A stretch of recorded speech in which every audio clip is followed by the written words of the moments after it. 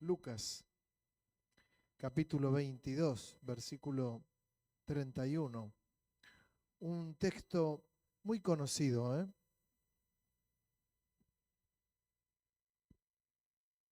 Dice así: dijo también el Señor: Simón, Simón, he aquí, Satanás os ha pedido para zarandearos como a trigo. Pero yo he rogado por ti que tu fe no falte. Y tú, una vez vuelto, confirma a tus hermanos. Y tú, una vez vuelto, confirma a tus hermanos. Él le dijo: Señor, dispuesto estoy a ir contigo no solo a la cárcel, sino también a la muerte. Y él le dijo: Pedro, te digo que el gallo no cantará hoy antes que tú niegues 3 veces que me conoces. El mensaje de esta noche se llama muy sencillo: una vez vuelto. Una vez vuelto. Esto se lo dijo Jesús a Pedro en toda su euforia, en todo el fuego que tenía.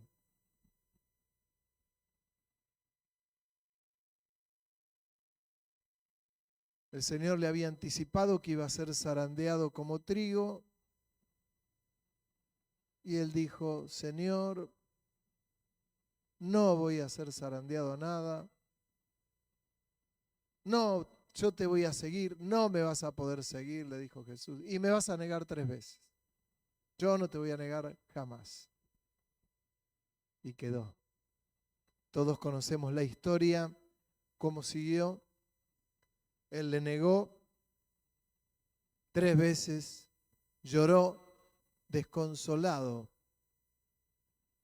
Y de paso lo digo para los que les cuesta a veces creer en la restauración de las vidas, que Pedro le negó al Señor, es terrible. Uno de los pecados más fuertes que hay.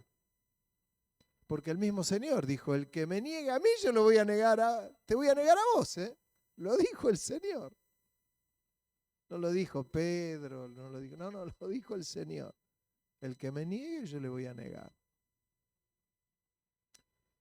Pero el Señor dejó ahí una frase que es maravillosa, porque dice: y tú, una vez vuelto, confirma a tus hermanos, dando a entender que iba a ser una columna en la iglesia del Señor, que de hecho lo fue. Pero tú, una vez vuelto. Y me hablaba el Señor de esto, porque la iglesia en general tiene que prepararse, porque esto va a ocurrir, que va a haber muchos hermanos que estaban firmes en el Señor, que le decían al Señor: no te voy a dejar nunca, no voy a ser zarandeado nunca, no te voy a negar nunca. Y con el tiempo se han corrido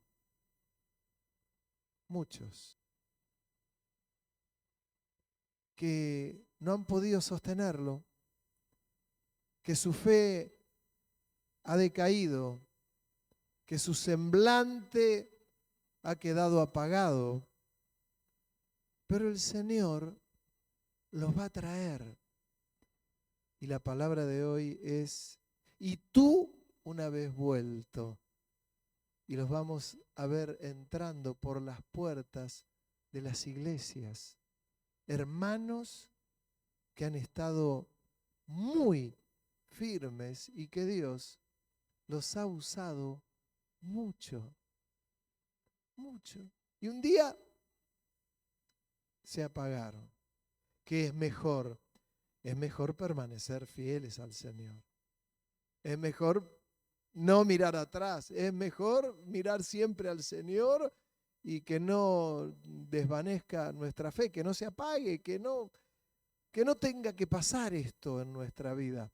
Pero nos tiene que producir una alegría muy grande cuando vemos que hay hermanos que hemos conocido, que los hemos visto, que han dado hasta palabra profética, que han predicado, que han estado de manera visible en el camino del Señor y que hoy no tienen una relación con el Señor.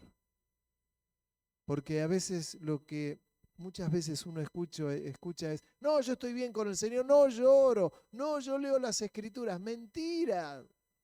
Cuando uno tiene esa relación con el Señor, no deja de congregarse. Permanece firme en el camino del Señor y no se apaga su espíritu. ¿Coincide conmigo? Amén. Pero van a venir y van a pasar por las puertas de las iglesias y se van a quedar y van a permanecer. Y tú, una vez vuelto, y nos tiene que producir una alegría tremenda. Cuando uno ve lo que ocurre en la historia del hijo pródigo, la historia del hijo pródigo es muy semejante porque el hijo le pide, el hijo menor le pide la parte al padre, el padre se la da y la malgasta afuera, y cuando se cansa de comer la comida de los cerdos, dice, volveré a mi padre y le pediré perdón. Y llega, y cuando está llegando el padre lo ve de lejos después de un montón de tiempo y sale corriendo a recibirlo, a darle un beso. Y le dice a los criados, tráiganle un abrigo, tráiganle el calzado, tráiganle la capa. Era la restitución de todo lo que el hijo menor había menospreciado. Y el padre se lo da. Y el hermano más grande lo mira de lejos y le produce toda una serie de cosas, entre esas cosas, celos, envidias y un montón de cosas más. ¡No! ¡Que lo deje afuera! ¿Cómo le va a dar esto? ¿Cómo va a matar el becerro más gordo que tiene para hacer una fiesta si él malgastó todo el dinero? Pidió la parte, se fue. Y me hace ruido una vez más. Y tú, una vez vuelto, confirma a tus hermanos. Es como que algo se vislumbra, algo vislumbro. Y tú, una vez vuelto, en ese despertar que muchas veces clamamos y oramos y le pedimos al Señor por ese fluir del Espíritu Santo, por ese despertar va a ocurrir con hermanos que fueron zarandeados y que no pudieron permanecer en pie. Y tomaron distancia de la iglesia del Señor. Porque va de la mano la iglesia y el Señor. No lo podemos separar. Es imposible. Pero el mensaje de esta noche es justamente para que la iglesia en la que nosotros tenemos responsabilidad, Ríos de Vida, Mar del Plata, que nuestra venda sea quitada para que cuando uno ve que entran esos hermanos, dice, y tú una vez vuelto, qué lindo, vuelven los hermanos. Vuelven. No, pero es que hace tanto tiempo, un día es como 1000 años para el Señor y 1000 años como un día. Pero que nuestro corazón pueda estar preparado para esas palabras que le dijo Jesús a Pedro. Pero tú, una vez vuelto, hacé lo que tenés que hacer, lo que vas a tener que saber hacer y lo vas a hacer bien. A veces hay en la gente, a veces hay como una cuestión que yo digo que es de religiosidad, que algunos dicen, no, mirá, aquel estuvo tanto tiempo apartado y ahora vuelve. ¿Y a qué vuelve ahora? ¿Cómo a qué vuelve ahora? Vuelve por la palabra del Señor. Vuelve porque el Señor muchas veces los trae con cuerdas de amor, dice la palabra, con cuerdas de amor. Y a mí eso me suena a un lazo con una cuerda muy, muy delicada que el Señor nos pone y nos trae con esa cuerda delicada, no a la rastra, sino con amor. Yo pensaba en algunos casos que hay en las Escrituras de personas que tomaron esa distancia por una cosa o por otra. Hubo alguien que tomó una distancia importante con el Señor y Dios lo usó mucho. Cuando Moisés vive una etapa muy, muy difícil, la vida de Moisés es una vida tan rara, ¿no? Y tan emocionante, pero también difícil. Él estaba con los judíos, iban a matar a todos los niños, la madre lo pone en un canastito en el río, una de las hijas de Faraón lo ve, lo adopta y sin saberlo la contrata a la madre de Moisés para que lo críe. Pero en un momento lo crió y le dieron toda la educación de los egipcios. Pero él sabía quién era, él sabía cuál era su identidad. En un momento ve dos personas que están discutiendo y lo mata al egipcio y lo entierra. Y llega a oídos de Faraón, y cuando llega a oídos de Faraón lo persigue para matarlo y tiene que huir. Y huye a tierra de Madián. 40 años sirviendo a Madián. Y se casa con Séfora y tiene 2 hijos. Y cuando está en tierra de Madián, Dios le habla y comienza a traerlo. Y tú, una vez vuelto, confirma a tus hermanos. Y vuelve. Y ocurren algunas cosas en su vida, en la vida de sus hijos. Y él vuelve. Y él hasta decía, no sé hablar, soy tartamudo. Está tu hermano Aarón que va a hablar por vos. Y caramba, si Dios lo usó, ¿no? Sacó al pueblo de la esclavitud en la tierra de los egipcios. 40 años sirviendo en tierra de Madián. 40 años. Y volvió. Nunca lo había pensado el que iba a volver, ¿eh? Él creía que ya estaba en aquel lugar y Dios le habló. Le muestra un árbol que está ardiendo, esa zarza que nunca se apagaba y se acerca. Y cuando se acerca a aquel lugar que nunca terminaba de consumirse, Dios le habla desde ese lugar y le dice, quita el calzado de tus pies, porque el lugar en que tú estás es tierra santa. Y le muestra lo que era. Tú, una vez vuelto, Dios llama. Algunos han tomado como un tiempo. En ese volver, para unos es de una manera y para otros de otra. Pero lo importante es que los que estemos, nuestro corazón se alegre. Se alegre. Yo he visto, me ha pasado más de una vez, en alguna oportunidad, alguien que ha entrado y que vino otro hermano y que vino y dice, hermano, no sabes el que entró, no es una persona conflictiva, no sabe. Y yo me acuerdo que más de una vez me pasó, hace mucho tiempo.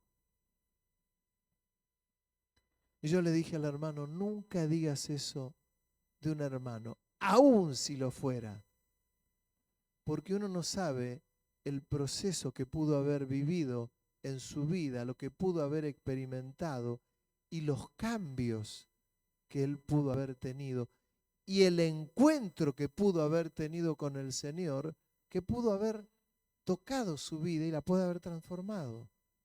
La vida de Moisés no fue el mismo Moisés el que se fue que el que regresó a Egipto a sacar al pueblo de la esclavitud.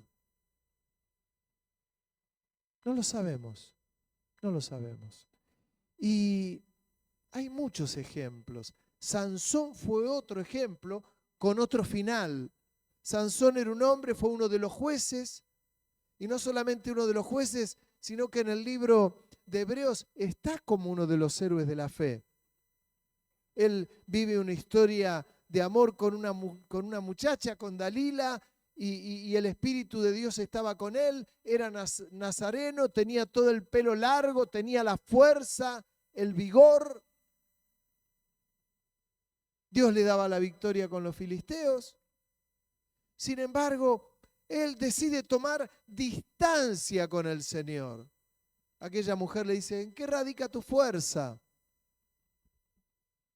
Y no le decía, hasta que le dice, no tocó navaja mi cabello, y es lo que me da la fuerza. Y la mujer mandó a traer un hombre mientras estaba en la falda de ella, la cabecita apoyada en las rodillas de la dama, y le cortaron el pelo. Y lo despertó y les dijo, los filisteos sobre ti. Y él dijo, haré como hice siempre. Se levantaba y les daba una paliza a todos. Y se le había ido la fuerza. Lo detienen, lo llevan, le queman los ojos. Una herida terrible. Lo tenían en un lugar cerrado donde había miles de personas. Él ya no veía, le habían quemado los ojos. Hay un versículo que es muy llamativo porque dice, cuando la mujer Dalila le dice, los filisteos sobre ti, dice, haré como otras veces. Dice, el Espíritu de Dios se había ido de él y él no se había dado cuenta. ¡Wow! ¡Qué fuerte! El Espíritu de Dios se había ido y él no se había dado cuenta. Era el Antiguo Testamento. En el Nuevo Testamento es el sello del Espíritu Santo que está en nosotros. Yo lo he explicado muchas veces, como dicen las Escrituras, queda, pero lo contristamos. Se queda triste. Queda y se queda triste. En el caso de Sansón, se va el espíritu y él no se había dado cuenta. Mientras el pelo luego está en el lugar, a él le crece la cabellera, él clama a Dios y le dice, Señor, te pido una oportunidad más. Vuelve él a relacionarse con Dios. Vuelve. Y tú, una vez vuelto, él vuelve. Termina en una tragedia porque él clama a Dios, pero se pone cerca de unas columnas y le vuelve la fuerza y empuja las columnas y cae todo aquel lugar y murieron miles de filisteos. Volvió.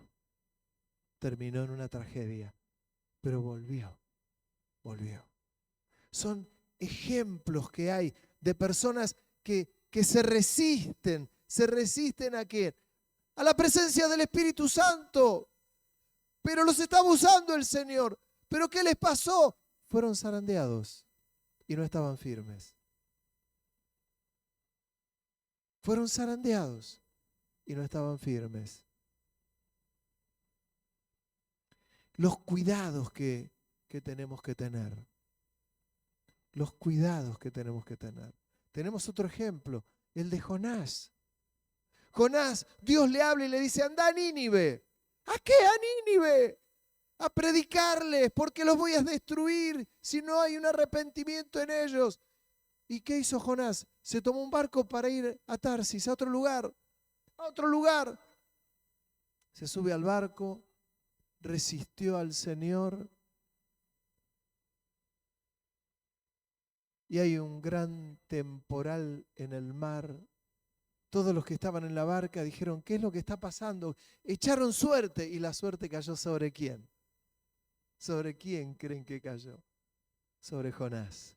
Dinos, ¿por qué pasa todo esto? Y él dijo, me rebelé contra Dios. ¡Ah! Te rebelaste contra Dios, arrójenme al agua. No lo querían ni arrojar, pero el temporal era cada vez peor. Dijeron, Señor, y al agua.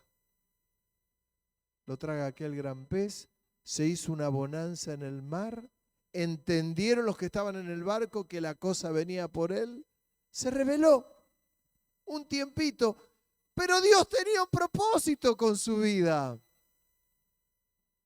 Y tú una vez vuelto, el pez lo tiene 3 días en el vientre, que tipifica los 3 días que Jesús estuvo muerto,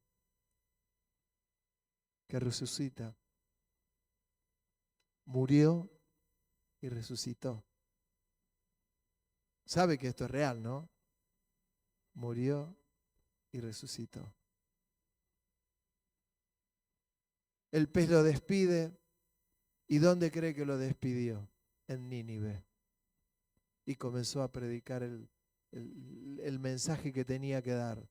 Y él decía, bueno, voy a dar el mensaje y ya está. Se miró de lejos a ver cómo se destruía todo. Y el pueblo se arrepintió. La historia de él después termina hasta triste porque no terminó de entender lo que Dios quería hacer con aquel lugar. Pero, ¿y tú una vez vuelto? ¿Saben? Mucha de la gente que uno conoce y que han servido al Señor, cuando vuelven, porque van a volver, el Señor los va a usar. Y es ahí donde va a tener que nuestro corazón prepararse para eso. Yo lo he dicho, yo he tenido en la iglesia personas que dirigiendo los cultos era tremendo, porque dirigían los cultos y caía la presencia de Dios. Pero de una manera impresionante, impresionante. Y algunos han caído muy bajos, tomaron distancia del Señor, se fueron y se apartaron. Y uno dice, pero ¿cómo era que Dios los podía usar tanto, que de hecho los usaba? Y de pronto toman distancia con el Señor y se van. Y uno queda como la vaca rumiando. Va rumiando, va rumiando. Señor, ¿cómo puede ser? ¿Cómo? Y sí, si Pedro lo negó al Señor.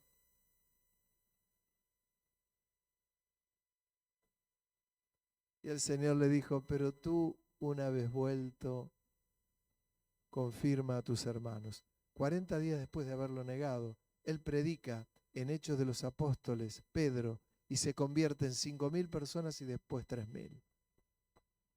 ¡Wow! Y tú una vez vuelto. Y ahí mi corazón tiene que regocijarse porque la obra no es mía, por eso yo me tengo que regocijar, porque la obra es del Señor. Yo como mayordomo, vos también como mayordomo del Señor, como colaborador del Señor, yo como mayordomo, me tengo que poner contento que entran personas que Dios los quiere usar. No, pero no sabes, no, Dios, ¿qué puede hacer el Señor con esos? Lo mismo que con nosotros, o mucho más. Es la obra del Señor. Es la obra del Señor. Es la tarea del Señor. Es la viña del Señor. Nosotros no somos los dueños. Nosotros somos mayordomos. Yo soy el mayordomo, que el Señor me ha dado una responsabilidad y me alegro cuando vienen aquellos que toman distancia.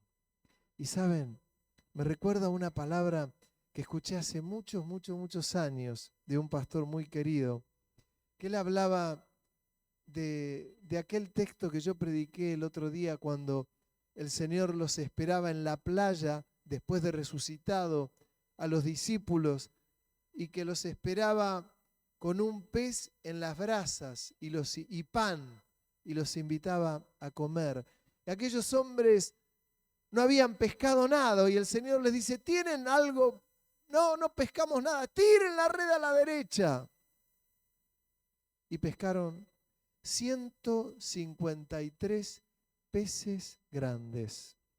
Y aquel pastor, muy querido, él decía, esos 153 peces grandes, gordos, son aquellas almas que vienen al Señor porque fueron probados y tomaron distancia, o son nuevos, pero son 153 peces gordos. Que habla del evangelismo, que habla de lo que pasa, de lo que impacta, de aquellos que dicen, me tomé un tiempo con el Señor, pero es hora de volver. Es hora de hacer la obra del Señor. Es hora de congregarnos. Es hora de crecer. Es hora de ser útiles. Es hora de empujar este lugar donde el Señor nos puso para hacer la obra del Señor. Y mi corazón tiene que alegrarse.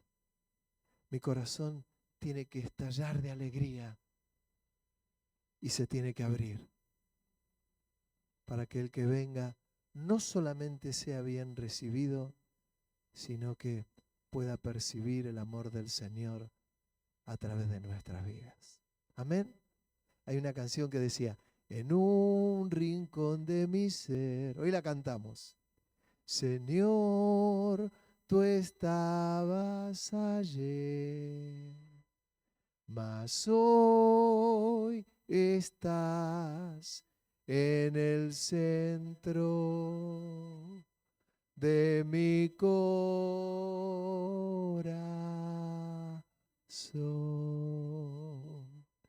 En un rincón de mi ser. Aleluya. Señor, tú estabas ayer, mas hoy estás en el centro de mi corazón. Una vez más.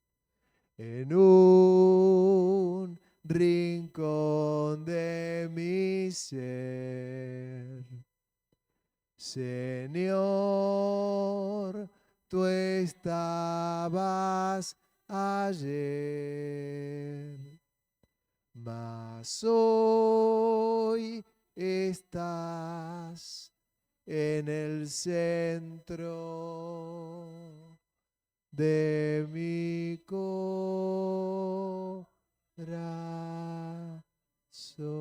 Señor, y preparas nuestra vida, nuestro corazón, para recibir esos 53 peces gordos, esos 153 peces grandes, aquellos hermanos que tú estás trayendo con cuerdas de amor, y que nuestro corazón esté preparado para dar aquel amor que es el que tú das, como cuando recibiste aquel hijo pródigo, Señor, que el calzado, la capa,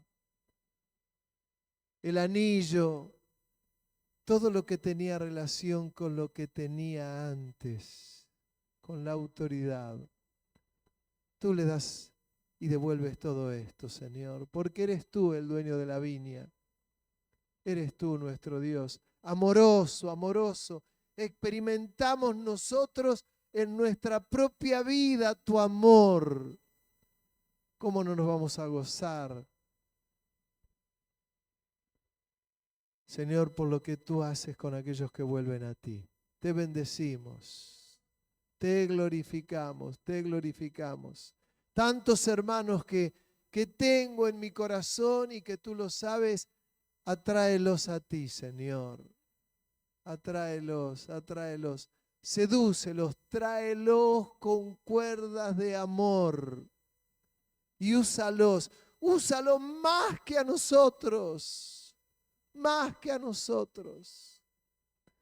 Señor, atráelos, atráelos, atráelos. Que puedan venir y ministrar tu presencia y puedan bendecirnos y bendecir tu obra. Abrimos nuestro corazón, Señor. Abrimos nuestro entendimiento. Padre, en el nombre de Jesús. Amén. Amén. Y amén. Amén. Que Dios te bendiga, hermano. Que Dios te bendiga y nos prepare. Amén. Amén. Dale un abrazo a tu hermano. Y que Dios te bendiga mucho, mucho, mucho. Amén.